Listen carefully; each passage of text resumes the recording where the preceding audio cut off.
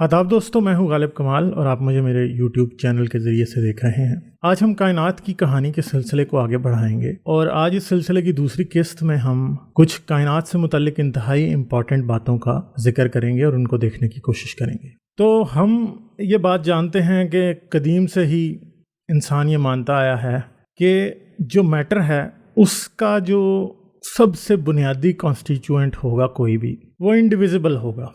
मगर इसको एक वक्त में एटम कहा गया और फिर हमें मालूम हुआ कि एटम जो है वो इंडिविजिबल नहीं है, बल्कि इसके अंदर मज़ीद जो हैं इसके कॉन्स्टिट्यूएंट्स हैं जिन्हें इलेक्ट्रॉन्स, प्रोटॉन्स, न्यूट्रॉन्स कहा जाता है। और फिर पिछली सदी के दौरान ही हमने इस बात को भी देखा, प्रोटॉन्स और न्यूट्रॉन्स हैं वो भी इससे भी बुनियादी जो क्वांटम पार्टिकल्स हैं उनसे बने हुए हैं। तो क्वार्क्स और इलेक्ट्रॉन्स जो हैं वो मैटर के बेसिक कंस्टिट्यूएंट्स आज की साइंस में समझे जाते हैं, आज की क्वांटम फील्ड थ्योरी में समझे जाते हैं। मगर हम नहीं जानते कि इनसे पीछे भी कुछ और होगा या नहीं, यानी इलेक्ट्रॉन, क्वार्क्स और फोटॉन से पीछे भी। फिर पिछली सदी के दौरान हमारे सामने जनरल थ्योरी ऑफ रिलेटिविटी आई, इसके साथ क्वांटम मैकेनिक्स की थ्योरीज सामने आई और हमें मालूम हुआ कि जो स्पेस है वो हम समझते थे कि वो खाली है और वैक्यूम जो है वो खाली होता है। मगर फिर आहिस्ता आहिस्ता ये बातें भी सामने आने लगी कि जो स्पेस है वो भी खाली नहीं है, क्योंकि वो क्वांटम फील्ड से भरा हुआ है और क्वांटम फ्लक्चुएशंस जो इन क्वांटम फील्ड्स के अंदर होती हैं, इनकी वजह से क्वांटम पार्टिकल्स जो हैं वो खुद ब खुद वजूद में आते हैं, यानी दे come into being and then they are destroyed. यानी दो अपोजिट किस्म के क्वांटम पार्टिकल्स जो हैं वो बनते हैं, जैसे कि इलेक्ट्रॉन और एंटी इलेक्ट्रॉन ये आपस में दोनों बनेंगे और फिर ये दोनों एक दूसरे से टकरा के खुद ही ख़त्म हो जाएंगे। इस चीज़ को क्वांटम फ्लक्चुएशंस का या क्वांटम एक्साइटेशंस का नाम दिया जाता है। फिर हमें एक बात में पता चली कि बिग बैंग के वक्त जो क्वांटम पार्टिकल्स पैदा हुए, यानी फोटॉन्स और इलेक्ट्रॉन्स और क्वार्क्स, इनके पास जो है वो मास नहीं होना चाहिए था। क्वांटम फील्ड थ्योरी ये कहती है या क्वांटम मैकेनिक्स ये कहती है कि इनके पास मास नहीं होना चाहिए था, मगर इनके पास मास था। और जो इनके पास मास था वो कहाँ से आया, ये एक्सप्लेन करना एक बड़ा मसला बना हुआ था। तो इससे एक बात सामने आई कि जो इन क्वांटम पार्टिकल्स के पास मास है, जैसे इलेक्ट्रॉन का एक मास है जो कि हमें पता है, हमने बड़े अच्छे तरीके से कैलकुलेट किया हुआ है। और ये मास कितना है? ये मास है 9.109 इंटू 10⁻³ किलोग्राम। तो ये एक मास है, ये ज़ीरो नहीं है। जबकि दूसरी तरफ हमें ये पता है कि जो फोटॉन है उसका जो मास है वो ज़ीरो है। तो फिर ये बात साइंटिस्ट समझने की कोशिश करने लगे कि ये कहाँ से इनके पास मास आता है। फिर क्वांटम मैकेनिक्स या क्वांटम फील्ड थ्योरी जो है वो क्या कहती थी, वो ये कहती है कि जो क्वांटम पार्टिकल्स हैं, जो बेसिक क्वांटम पार्टिकल्स हैं, वो किसी भी क्वांटम फील्ड की एक्साइटेशंस हैं। ये समझ लीजिए कि अगर एक क्वांटम फील्ड है, अब क्वांटम फील्ड को मैं आपको समझाने कोशिश करता हूँ। क्वांटम फील्ड क्या होती है, फील्ड क्या होती है, बल्कि पहले सबसे हमें फील्ड समझना पड़ेगा। जब इस कमरे में मैं बैठा हूँ, अब इस तरफ मेरे खिड़की है और इस कमरे में बहुत सारे पॉइंट्स हैं। अगर आप समझ लें, मतलब सारे का सारा कमरा जो है अगर उनको आप पॉइंट्स की शक्ल में डिवाइड कर लें, तो हर पॉइंट के ऊपर टेम्परेचर की एक खास वैल्यू होगी। हो सकता है खिड़की के करीब टेम्परेचर थोड़ा हाई हो और दूसरी जानब जो है वो टेम्परेचर थोड़ा लो हो। मैं यहाँ बैठा हूँ तो टेम्परेचर थोड़ा यहाँ पे थोड़ा सा, फिर थोड़ा सा रूम टेम्परेचर से थोड़ा ऊपर हो। अगर रूम टेम्परेचर मेरे बॉडी टेम्परेचर से कम है तो फिर यहाँ मेरे करीब जो है वो टेम्परेचर थोड़ा सा ज़्यादा होगा, खिड़की के करीब थोड़ा कम होगा।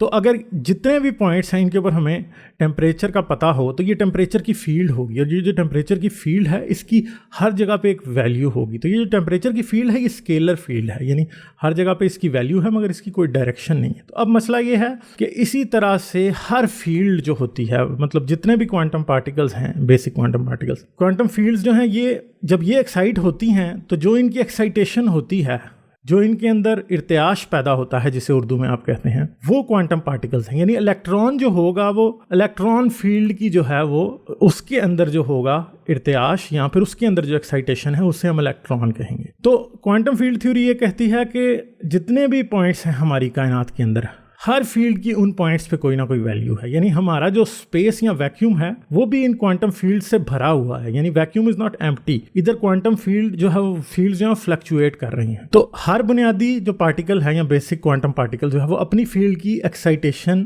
یا وائبریشن ہے, اور یہ کوانٹم فیلڈز جو ہیں کہ ایک دوسرے پہ بھی اثر ڈالتی ہیں. تو جب 1950s میں کوانٹم فیلڈ تھیوری سامنے آئی اور الیکٹران کا بیہیویئر اور اس کی پراپرٹیز کو دیکھا گیا, تو اس کے ساتھ ہی یہ نظر آیا کہ الیکٹران کا جو ماس ہے وہ زیرو ہونا چاہیے, مگر اس کا ماس زیرو نہیں تھا. اس کا ماس جو ہے وہ میں نے آپ کو بتایا ہے کہ وہ نان زیرو تھا. اگر فرض کریں اگر الیکٹران کا ماس زیرو ہوتا جیسے کہ فوٹون کا ماس زیرو ہے, تو الیکٹران بھی جو ہے وہ کس سپیڈ پہ ٹریول کرتا ہے؟ سپیڈ آف لائٹ پہ. جس چیز کا بھی ماس زیرو ہوگا وہ سپیڈ آف لائٹ پہ ٹریول کرے گی. یعنی اب آپ فرض کریں جیسے ایک الیکٹران ہے اور ایک فوٹون ہے, یہ دونوں اگر ہمارے کاسموس سے گزرنے لگیں تو فوٹون جو ہے وہ پورے کاسموس سے گزر جائے گا اور اسے کوئی رکاوٹ نہیں ملے گی. مگر الیکٹران جب ادھر سے گزرنے کی ایک سرے سے دوسرے سرے پہ کوشش کرے گا, اور ماس کی وجہ سے بھی وہ نہیں گزر سکتا. جو ماس لیس پارٹیکلز ہیں وہی گزر سکتے ہیں, اور وہ ماس لیس پارٹیکلز میں کون سا آتا ہے؟ وہ آپ کے پاس صرف اور صرف فوٹون آتا ہے. تو جب الیکٹران کے اوپر مزید ریسرچ ہوئی یا تھیورائز ہوا اور اس کے اوپر ایکسپیریمنٹیشن ہوئی, یہ ساری چیزیں سامنے آئیں, تو ان میں سے ایک اور چیز آئی. الیکٹران کی ایک اور پراپرٹی ہے جسے کائرالٹی کہا جاتا ہے. اب یہ جو کائرالٹی ہے, اب سائنٹسٹ اس کو بیان کس طرح سے کرتے ہیں؟ اب آپ یہ نہ سمجھیں کہ ایگزیکٹلی یہ اس طرح کی ہی بات ہوگی. کائرالٹی جو ہے اسے یہ اسپن بیسڈ ہوتی ہے, اور اسپن رائٹ ہینڈڈ بھی ہو سکتی ہے اور لیفٹ ہینڈڈ بھی ہو سکتی ہے. یعنی اگر الیکٹران اس طرح سے ٹریول کر رہا ہے, مطلب یوں جا رہا ہے, تو یہ رائٹ ہینڈڈ بھی ہو سکتی ہے اور لیفٹ ہینڈڈ بھی ہو سکتی ہے. تو یعنی جس سمت یا ڈائریکشن میں یہ ٹریول کرے گا اس کے مطابق اس کی کائرالٹی ہوگی. اب آپ اس کو لیفٹ ہینڈ یا رائٹ ہینڈ ہی نہ سمجھیں. یہ سائنٹسٹ نے ان پارٹیکلز کی پراپرٹیز کو نام تو دیے ہیں, مگر یو کی ناٹ ایکسپلین کہ بیسیکلی لیفٹ ہینڈڈ اور رائٹ ہینڈڈ کائرالٹی سے مطلب ہے کیا ہے. اور جو اس کی کائرالٹی ہے یہ بدلتی رہتی ہے. جیسے ہمیں پتا ہے کہ فوٹون جو ہے وہ ایک ماس لیس پارٹیکل ہے اور وہ بالکل چینج نہیں ہوتا, ٹھیک ہے. اور چینج جب وہ نہیں ہوتا تو اس سے ایک بات ہمیں سمجھ میں آ جاتی ہے کہ فوٹون جو ہے وہ ٹائم سے افیکٹ نہیں ہوتا. فوٹون ٹائم سے افیکٹ نہیں ہوتا, مگر جب الیکٹران کی کائرالٹی بدل سکتی ہے لیفٹ ٹو رائٹ اور رائٹ ٹو لیفٹ, تو اس سے ہمیں ایک بات سمجھ میں آ جاتی ہے کہ جو الیکٹران ہے وہ ٹائم سے افیکٹ ہوتا ہے. الیکٹران کا ماس بھی نان زیرو ہے, ٹھیک ہے. تو اب جیسا کہ میں نے آپ کو بتا دیا ہے کہ فوٹون میں تو کوئی تبدیلی نہیں آتی, الیکٹران کی اسپن ہے وہ چینج ہوتی رہتی ہے. الیکٹران جو ہے ایک کائنات کے ایک کونے سے دوسرے کونے تک بغیر رکاوٹ کے نہیں جا سکتا, الیکٹران کے لیے ناممکن ہے. یہ بھی یاد رکھیے کہ جو یونیورس ہے وہ دو ہتھیا یعنی دونوں ہاتھوں سے کام کرنے کی اجازت نہیں دیتا الیکٹران کو. الیکٹران یا تو رائٹ ہینڈڈ ہو سکتا ہے اس کی کائرالٹی, یا لیفٹ ہینڈڈ ہو سکتا ہے. مگر اب جو رائٹ ہینڈڈ کائرالٹی والے الیکٹرانز ہیں اور جو لیفٹ ہینڈڈ کائرالٹی والے الیکٹرانز ہیں, ہم تو یہ سمجھیں گے کہ شاید ان میں کوئی فرق نہیں ہونا چاہیے, مگر ان میں فرق ہے. ان میں فرق کیا ہے؟ ان میں فرق یہ ہے کہ جو لیفٹ ہینڈڈ کائرالٹی والے پارٹیکلز ہوتے ہیں الیکٹرانز, ان کے پاس ایک ایکسٹرا پراپرٹی ہوتی ہے جسے کہا جاتا ہے ویک ہائپر چارج. تو ویسے تو سب الیکٹران ہی جو ہیں وہ الیکٹرو میگنیٹک فورس سے افیکٹ ہوتے ہیں, مگر وہ الیکٹران جن کے پاس ویک ہائپر چارج ہوتی ہے یعنی لیفٹ ہینڈڈ کائرالٹی ہوتی ہے, وہ ویک نیوکلیئر فورس سے بھی انٹریکٹ کرتے ہیں. یہ کوانٹم فیلڈز کے اوپر اور کوانٹم میکینکس کے اوپر میں علیحدہ ویڈیوز بناؤں گا, مگر ابھی میں اس ویڈیو میں کیونکہ میں نے یہ ایکسپلین کرنا ہے کہ یہ جو کوانٹم پارٹیکلز ہیں ان کے پاس ماس کہاں سے آیا, اس لیے میں بہت زیادہ اس کی ڈیپتھ میں نہیں جا سکتا. تو آپ یہ یاد رکھیں کہ جو لیفٹ ہینڈڈ الیکٹرانز ہیں کائرالٹی رکھنے والے, وہ ویک فورس سے بھی انٹریکٹ کرتے ہیں, اور ان کے پاس جو پراپرٹی ہوتی ہے اسے ویک ہائپر چارج کہا جاتا ہے. اور جیسا کہ میں نے پہلے کہا ہے کہ کائنات جو ہے وہ دونوں ہاتھوں سے کام کرنے کی اجازت نہیں دیتی. تو الیکٹران اگر اپنی کائرالٹی کو لیفٹ سے رائٹ ہینڈ میں بدلنا چاہے گا تو اسے اپنی ویک ہائپر چارج کیا کرنی پڑتی ہے؟ چھوڑنی پڑتی ہے. تو پھر اب ایک معمہ ہے کہ یہ ویک ہائپر چارج آخر جاتی کہاں ہے؟ تو یہ ویک ہائپر چارج جب ڈکے ہوتی ہے تو یہ کہاں جاتی ہے؟ یہ تھیوری پیش کی تھی 1964 میں پیٹر ہگز نے کہ ویک ہائپر چارج جب الیکٹران اپنی چھوڑتا ہے اور اپنی کائرالٹی لیفٹ سے رائٹ ہینڈ میں چینج کرتا ہے تو یہ weak hypercharge Higgs field کے اندر ڈپازٹ ہو جاتی ہے. تو ہگز فیلڈ اب کیا ہے؟ یہ مطلب بڑی ایک عجیب بات ہے. ہگز فیلڈ ایک انتہائی عجیب فیلڈ ہے. دوسری کوانٹم فیلڈز جو ہیں ان کی ویلیو تقریباً زیرو کے قریب ہی فلکچویٹ کرتی رہتی ہے, زیرو سے تھوڑی سی زیادہ, زیرو سے پھر تھوڑی کم, اس طرح سے. مگر ہگز فیلڈ کی ویلیو ہر جگہ پہ پازیٹیو ہے, اور یہ جو فیلڈ ہے یہ ویک ہائپر چارج کو کیری کرتی ہے. اور کسی بھی پوائنٹ پہ ایک ہی وقت میں ویک ہائپر چارج کی ہر ویلیو رکھ سکتی ہے. اور جب الیکٹران ہگس فیلڈ سے گزرتا ہے تو یہ ہگس فیلڈ کو محسوس کرتا ہے. اور ہگس فیلڈ کی یہ کیپیبلٹی ہے کہ یہ انفینٹلی ویک ہائپر چارج کو ایبزارب بھی کر سکتی ہے اور ویک ہائپر چارج کو ایمٹ بھی کر سکتی ہے. اور جب الیکٹران اس سے گزرتا ہے تو ہر جانب سے کوانٹم ورچوئل کوانٹم پارٹیکلز، وہ والے جو میں آپ سے بات کر رہا تھا، جو ہر وقت فلکچویٹ کرتی رہتی ہیں فیلڈز، اور ان کی وجہ سے ورچوئل پارٹیکلز پیدا ہوتے ہیں. تو یہ ورچوئل پارٹیکل سے کیا کرتا ہے؟ انٹریکٹ کرتا ہے، اور جو اسے ویک ہائپر چارج دیتے رہتے ہیں اور اس سے واپس بھی لیتے رہتے ہیں. تو اگر الیکٹران ہگس فیلڈ کے بغیر اگر سفر کرے گا، اسپیڈ آف لائٹ پہ ہی ٹریول کرے گا، مگر ہگس فیلڈ سے گزرنے کی وجہ سے کیا ہوتا ہے، یہ اسے کیونکہ ہگس فیلڈ اسے ریزسٹ کرتی ہے، اس وجہ سے اس کو ماس ملتا ہے اور اس کی اسپیڈ کبھی بھی لائٹ کی اسپیڈ کے برابر نہیں ہو سکتی. ایک الیکٹران کو آپ جتنی مرضی انرجی دے دیں، جیسے کہ لارج ہیڈرون کولائڈر میں کیا کیا جاتا ہے، پارٹیکلز کو بہت زیادہ انرجی دے کے انہیں لائٹ کی اسپیڈ کے قریب ٹریول کرایا جاتا ہے، مگر آپ الیکٹران کو جتنی مرضی انرجی دے دیں آپ اسے لائٹ کی اسپیڈ پہ ٹریول نہیں کرا سکتے. اور اس کی سب سے بڑی وجہ کیا ہے؟ ہگس فیلڈ. اچھا، اب ہگس فیلڈ کو سمجھنے کے لیے میں آپ کو ایک بات بتاتا ہوں. دیکھیں، فرض کریں ایک کمرہ ہے، لوگوں سے وہ بھرا ہوا ہے ہر جگہ پہ. تو ایک عام سا شخص وہاں پہ چلا جاتا ہے، میں وہاں چلا جاتا ہوں، تو مجھے کمرے سے ایک کونے سے دوسرے کونے تک جانے کے لیے کوئی مشکل نہیں ہوگی. اس کی وجہ یہ ہے کہ کوئی مجھے جانتا نہیں ہے، میں آرام سے ان سے گزر کے چلا جاؤں گا. مگر اسی کی جگہ پر اگر وہاں پہ البرٹ آئنسٹائن آ جائیں یا کارل سیگن آ جائیں، تو جیسے ہی وہ کمرے میں انٹر ہوں گے تو کیا ہے، لوگ ان سے ملنے لگیں گے. جب ان سے لوگ ملنے لگیں گے، لوگ ان سے ہاتھ ملانے لگیں گے، آٹوگراف لینے لگیں گے. جب لوگ ان سے آٹوگراف لینے لگیں گے تو کیا ہوگا، انہیں ایک کمرے کے ایک کونے سے دوسرے کمرے میں کونے تک جانے کے لیے جو ہے مشکل ہوگی، یا انہیں وقت زیادہ لگے گا میرے مقابلے میں. یعنی میری مثال آپ ایک فوٹون والی لے لیں، اور کارل سیگن کی مثال آپ جو ہے ایک الیکٹران والی لے لیں، اور البرٹ آئنسٹائن کی مثال آپ جو ہے ٹاپ کوارک والی لے لیں، جو کہ سب سے زیادہ ہیوی ہے. یعنی اس کو ہگس فیلڈ سے گزرنے میں سب سے زیادہ مشکل ہوتی ہے، اور اسی لیے اس کا ماس بھی سب سے زیادہ ہے. ٹھیک ہے، تو اس طرح مختلف پارٹیکلز جو ہیں وہ کتنا ہگس فیلڈ سے انٹریکٹ کرتے ہیں، اس کی بیس پہ ان کو ماس ملتا ہے. یعنی جب بگ بینگ ہوا تھا، جو پارٹیکلز پیدا ہوئے تھے کوانٹم پارٹیکلز، ان سب کا ماس 0 ہونا چاہیے تھا، مگر بگ بینگ ہونے کے تقریباً ٹریلینتھ پارٹ آف اے سیکنڈ کے اندر، یعنی ایک سیکنڈ کے آپ ٹریلینتھ پارٹ کا بھی ٹریلینتھ پارٹ کر لیں، یعنی بہت ہی کم ٹائم کے اندر کیا ہوا، ہگس فیلڈ نے پورے یونیورس کے اوپر قابو پا لیا، اور اس کی ویلیو جو ہے وہ کیا ہوئی، وہ 0 سے اوپر تھی. تو پھر کیا ہوا کہ جتنے بھی پارٹیکلز جو نکلے وہ کیا ہوا، ان سب کو ماس مل گیا، کیونکہ سب کے سب ہگس فیلڈ جو تھی وہ پوری کائنات میں موجود تھی اور یہ کائنات کے اندر پھیل رہے تھے. ان کو کیا ہوا، ماس مل گیا ہگس فیلڈ سے. اور ہگس فیلڈ کی وجہ سے جب ان کو ماس ملا تو اس ماس کی وجہ سے گریوٹی نے ان پر پہلے ان کے اوپر ویک اور اسٹرانگ نیوکلیئر فورسز نے ایکٹ کیا، الیکٹرو میگنیٹک فورس نے ایکٹ کیا، ایٹمز بنے، ایٹمز کے بعد گریوٹی نے ایکٹ جب کیا، پھر کیا آپ کے پاس بنے، آپ کے پاس سٹارز، گیلیکسیز، آپ کے پاس پورے کلسٹرز آف گیلیکسیز بنے، اور آخرکار کائنات کو ایک شکل ملی. یعنی اگر ہگس فیلڈ نہ ہوتی اور کوانٹم پارٹیکلز کے پاس ماس نہ ہوتا تو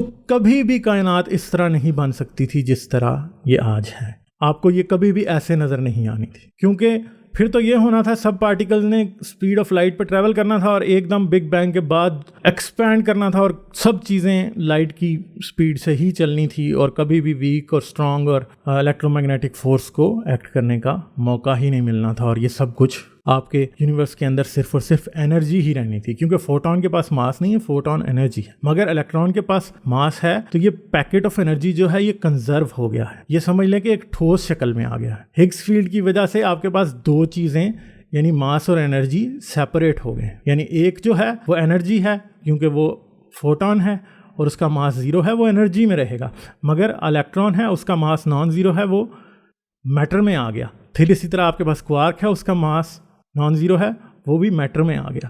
اور پھر سب کا سب میٹر کے پیکٹس جو ہیں وہ اکٹھے ہوئے، گریوٹی ایکٹ کی، اور آپ کا یونیورس جو ہے اس کو یہ شکل ملی جو کہ آج آپ دیکھ سکتے ہیں. تو ہگس فیلڈ کا جو ہے وہ ہگس بوزان نامی پارٹیکل سے جڑی ہوئی ہے.